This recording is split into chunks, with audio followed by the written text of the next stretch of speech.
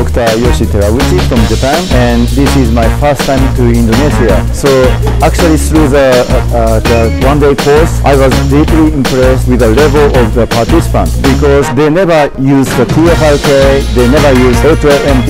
I taught them how to use TFRK, how to use 812MT, and they got it. So it was very good experience. So thank you. So I am very happy after all, and everybody looked very happy. Thank you very much.